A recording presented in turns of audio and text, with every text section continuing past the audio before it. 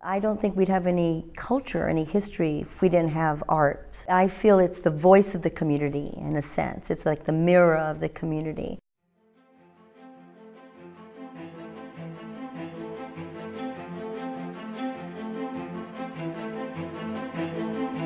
Walk, stride, jump, skip, kick, slide, tendu, plie, run.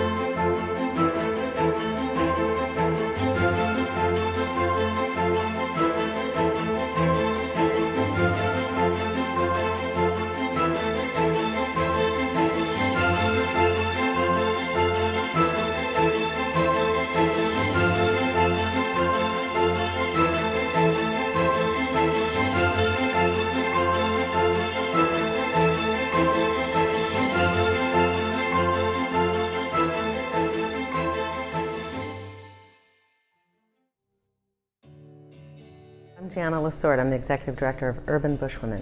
We are an internationally renowned touring dance company, and we use dance as a catalyst for social change. Our founder is Jalale Willa-Jozaler, and she founded Urban Bushwomen in 1984. And she really wanted it to be a dance theater ensemble that shared the stories of the undertold stories, and in a lot of cases, untold stories of people of color, especially women of the African diaspora.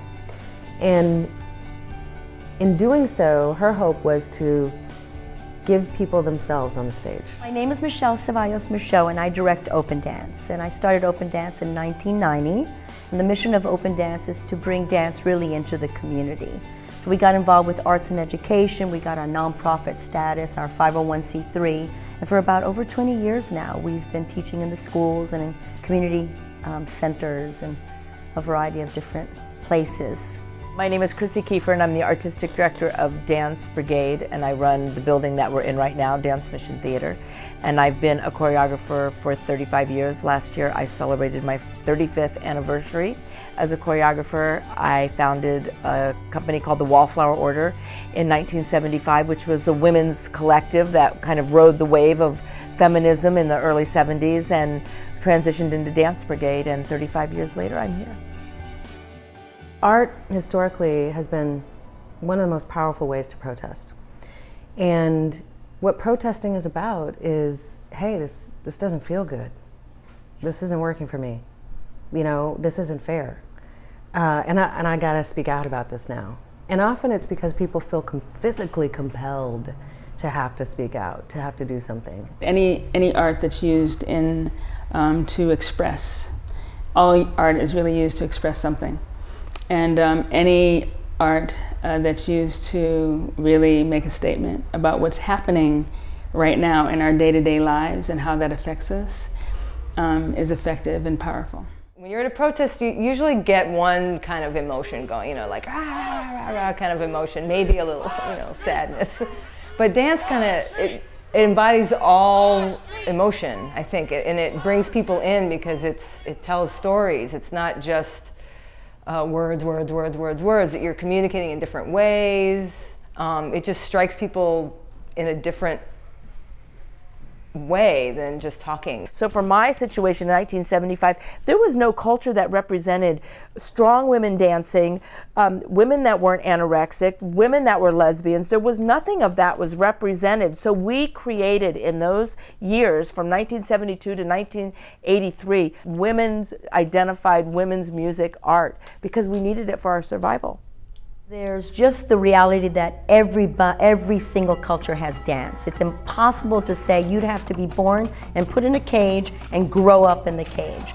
Every community has dance. Their folk dancing, their dances of esa comunidad, ¿no? Especially now in our society, what we're going through, where there's so much obesity and there's so much disconnect with our bodies, really, how nutrition affects our bodies, the confusion of how we relate to the universe and to the world in general and place. And right now, especially, people are very disassociated with their bodies. So using movement, using dance, just basically to just get right back into studying self and feeling self and getting in touch with who we are, that alone is the basis. Every art form has its capacity to reach into the hearts and minds of people. And so dance is like that. Any kind of performing arts, you know, has that ability to not only reach into the hearts and minds of the individual, but create a collective response at the end of the show. And that's what I think invigorated me the most, that at some point in our performance, the majority of the audience got on the same page and were like identifying with what we were doing and had a me too, that's me, that's my experience kind of feeling. And I really worked really hard in my work to generate that feeling. Dance on a movement level, on a sort of a universal level, I think it's really powerful if you are able to portray a message through your body, through your movement, even without words. I think that's highly powerful and important.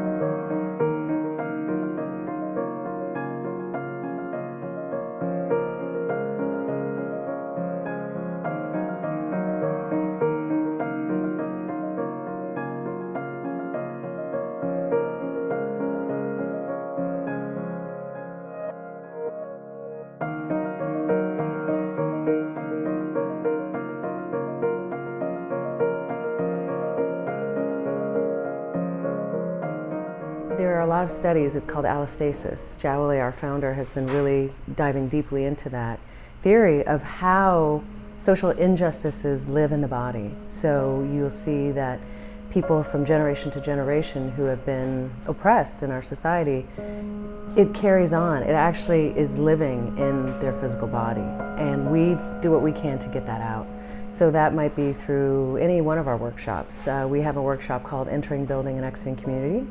It's our foundational workshop, actually, for all of the community engagement work. It's really everything, it's in everything we do. It's our framework for really everything. How you enter a community, how you build within that community in collaboration, and how you exit the community so that all the decisions are left in the local leadership. This has kind of just become my life, you know, and all of the work we've done has been very involved in all of the social justice movements over the last 10 years here in the Bay Area. So we've performed at, you know, every single rally that's come through town, and we do Women Against War events, and we've performed in Egypt and Cuba, and we've had these opportunities to travel, and it's been a real blessing for me to have those two worlds intersect.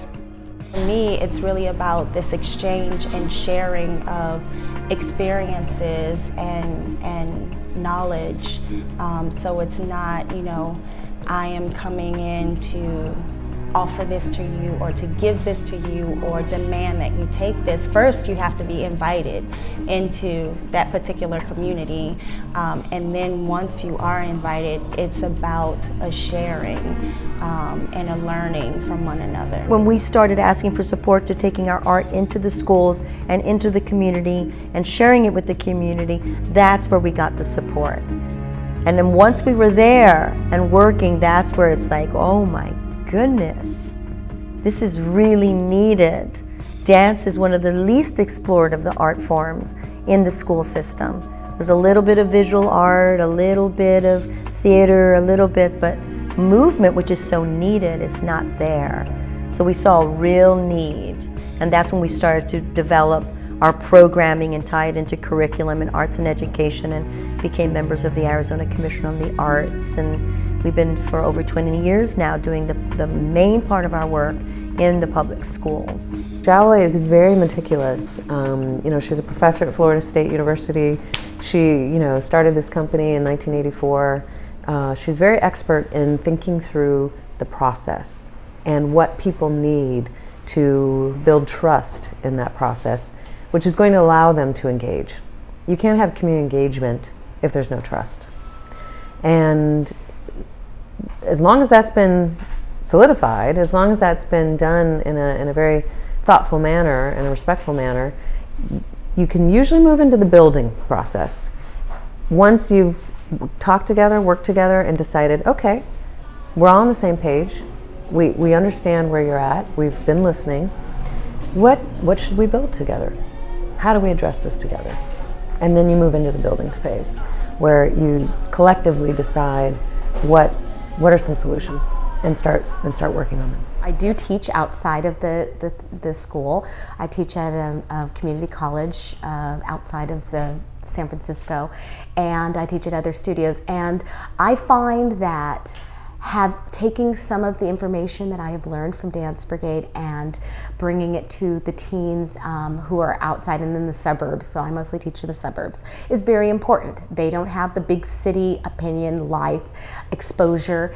I go to the smaller suburb schools, and I hope to be there to show them that, like myself, there's more out there. There's more information out there, and help them to grow. And I think that is important.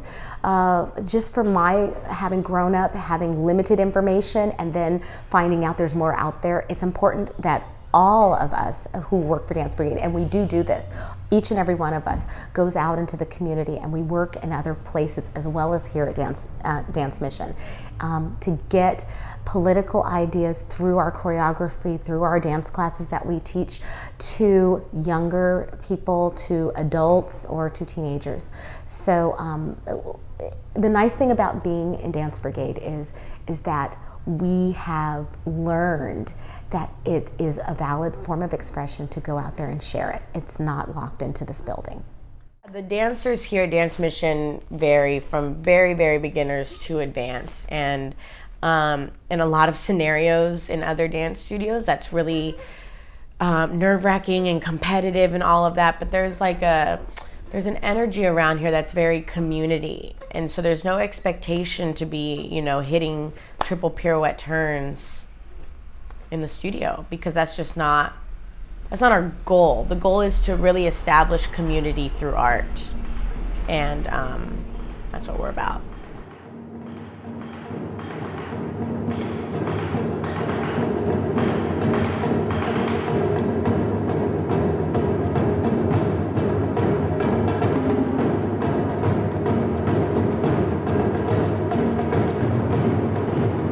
Everything is a statement about something, every kind of art that's expressed. And so to be very, clear about what that statement is, and to use it to really bring light to things that have been in the dark, is an important thing for us to do.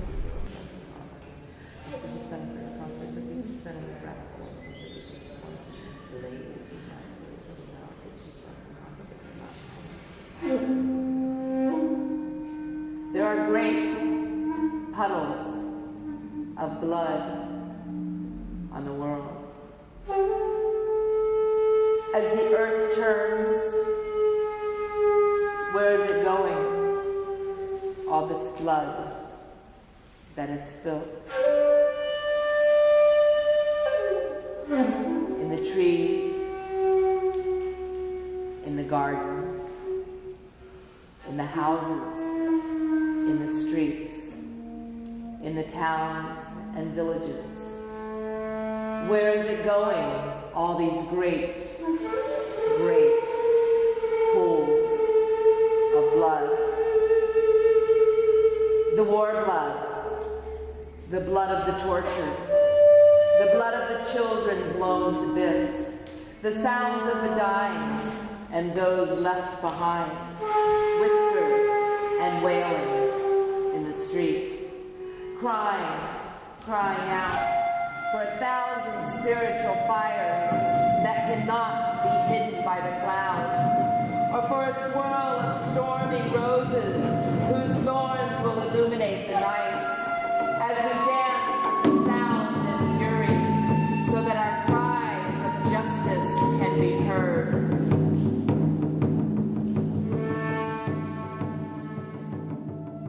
Aside from the concert dance, which is really where everything comes from, we engage with people through our weekly dance class here in Brooklyn at the Come Studio. We engage with workshops that are dance focused, so they will be really geared toward the dancer and the choreographer perhaps.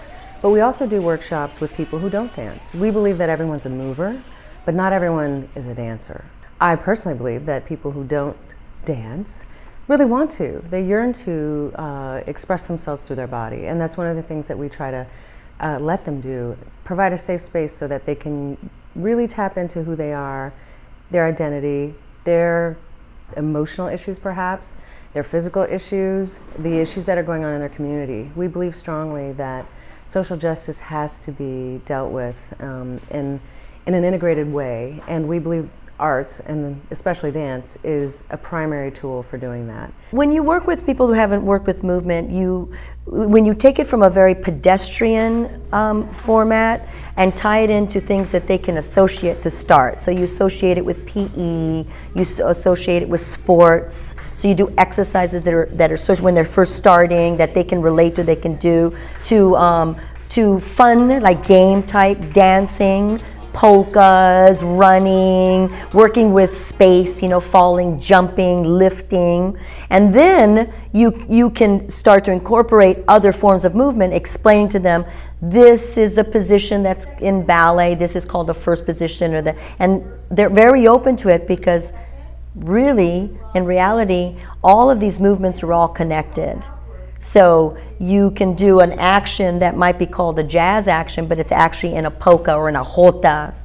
So there's always that association that I really have found that the children immediately find it. They all skip, no, and the adults as well. I have worked with dancers with experience, young people, older people, and then I've worked with a few dancers who have not had a lot of training, and that's fine. It's difficult at times, but what I find is that when I communicate to them how brave they are and how trusting they are in their bodies and that they can keep on that journey, they open up, and then we can start to come up with ideas that will help them to move more in that area. It's not always about how high the leap is or how big the kick is, but sometimes it's about how tangible that reach and that touch is and that follow through, and how just a little cuddle can be really important to say love and respect and honor. And so I like working outside of the dance world of dance students. Not always easy, but it's important for me as an artist. And as a teacher, and it's another way of me being a better performer for the company as well, because if I can bring you learn so much from others, and we give and receive so equally. Politics, ideas, religion, if it's honest and it's right there in a safe space, we can begin to communicate and talk about it, and I think that that's important. The opportunity to understand a community is really what entering, building, and accessing community is about. The entering process breaks down into, have you been invited, first of all? I think it's a brilliant assessment of Téllez that you don't go somewhere you weren't invited. And unfortunately, again, well-intentioned people kind of zoom in to save the day, and no one asked them to come. So there's going to be resistance immediately if that's the case. So were you invited in to enter their community, whatever that community is the beginning point. Secondly, once you've been invited in, you now are welcome. Are you listening to them? Because they're in command. They know their community, and they know what they want to do in their community. They know the challenges, they know the opportunities, they know the assets, and they know some of the weaknesses. So are you listening to their story and what they want to do? Again, this is an error that we all make at some point in our life, is not listening.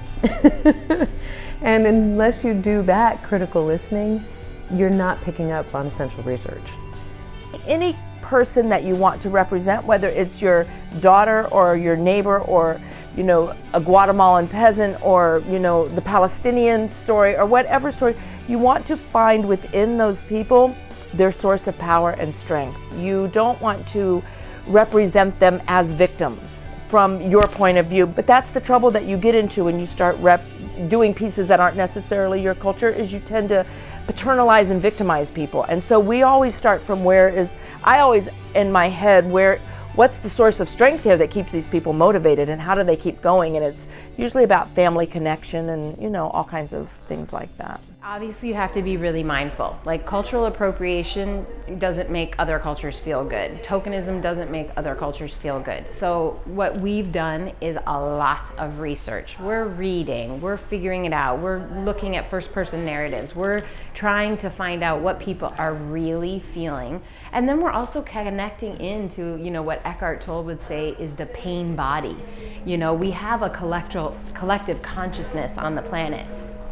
You know, anybody who hears a story about a woman completely oppressed and you know, with no freedom, has some visceral connection, because we have freedom and we have, you know, rights. And so I think we tap into both, but we do our research. And I mean, that's Chrissy's real genius. If you're doing a topic on a certain race, there should be someone from that race there. There should be somebody representing. There should be a study of that community, let's say, beforehand, or a mixing or involvement of that community. I think that we all can relate. So there are certain things that we can identify with.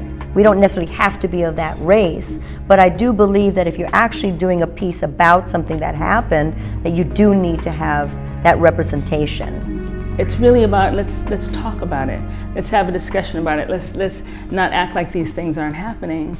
Let's really be engaged in the things that affect people across the planet, and not just be so myopic in our worlds that we're just involved in, you know, what affects us or what we think affects us, because what affects, you know, somebody over in, you know, in Gambia affects me here in San Francisco or in the Bay Area. And I think that that's one of the messages, is that we're one being in all these different forms, and we're all having an effect on each other. And how are we doing that? People, places, and things. That's the definition of a noun. But right now we're verbing. So take action and let it reverb as you start creating, swinging, jumping, busy breathing, being humans, heart beating. It's tough being of one mindset when most of us are too occupied handing out pieces of our own intellect. Because if your neighbor next door or your coworker on the second floor drives you out of it, society riots, and we try to hide it. Scales pulled over our eyes prevent us from being able to realize that those who speak real lies have convinced us that it's common to doubt ourselves, even if just a little bit. But what kind of junk is that, yo? I beg your pardon, and please excuse my jargon. I'm trying to utilize proper grammar and not forget my manners, but when did it become socially acceptable to be subject to a prepositional phrase such as, you and your kindred need to position yourselves under my seat? But from a second position I'll succumb to a hip-hop top rock, we will not stop moving our feet to the sound of this beat, because this art form does more than just entertain, it speaks. Conversations of verbal and non-verbal language communicate with our heart and soul. It leaves us changed and rearranged. It connects more than just the synapses in our head. It's complex, like a spider web. So when things get sticky and life seems tricky, dance. When you're sitting in a room and you want to move because you ought to be, dance. When you don't agree with the law and you think this governmental system might be built on a foundation that will fall, and you want to get lost in the melody and you want to lead a movement that won't be viewed as a felony, dance. When you don't like the way people have been treating you, or you feel like life is viciously beating you, dance. You will never escape life's mosh pit by yourself. So when the days are dark and you and your crew can't see the sun reflected in the moon, dance. And when your vocabulary is empty but your heart is full, dance. And when nobody on this planet understands or accepts you for you, dance. Because you were created to be a voice, not an echo. You are fashioned and designed to stand out and be special and unique. So to watch us dance is to hear our hearts speak.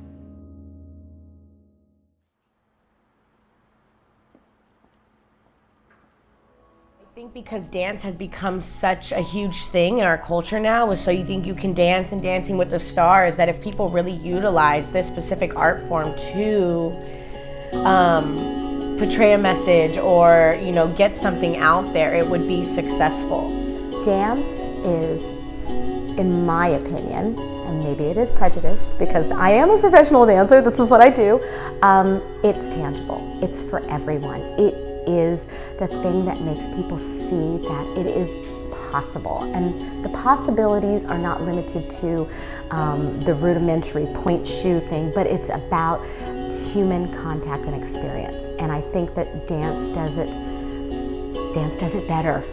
Kind of personally where I'm at right now is looking at the next layer of spirituality, and that when we have an element in our activist work that is always aggressive, we create more aggression vibrationally. And so I am now looking at ways of putting the art and the politics together and promoting more peace and harmony. My Cree, who is my partner's daughter, she quotes lines from the performance all the time, and one of her favorite lines is that in 100 years none of us will be here. You know, that we're all, everyone pretty much will be gone, and then there'll be other folks here. And so in this time, in this really short period, in this configuration,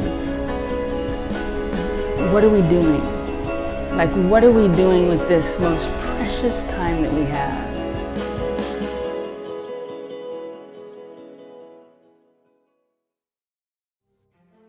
We move to the blueprint of stop signs, one-way roads, crossroads at hard times, good times top rock on the scale in hopes to outweigh depression. As reflections of window shoppers stroll to the sounds of elevator music on a shopping spree, earphones sandwich our intellect as we escape to the beat. We race to a Black Friday at the end of each week with 2 right feet, but every step is right in our own eyes. Quick, quick, slow, quick, quick, slow. And we know it's instinctive, intuitive, unlearned, hereditary, sure-footed in a dynasty deeply rooted in struggle, pain, joy, laughter, and harmony. Melodic gestures harmonize together to orchestrate a symphony of choreographed breathing. We live in a full-scale production. Protest, rehabilitation, prayerfully awaiting reconstruction. We dubstep through the technical difficulties of the bass line because the snare is tightened to be hit and cause treble. Nonetheless, we are of one body, consisting of many members, fastened and knitted together as the eye has need of the ear, and the feet cannot do without the arm in order to reach. As we march to the beat of our own drum, movement is our freedom of speech.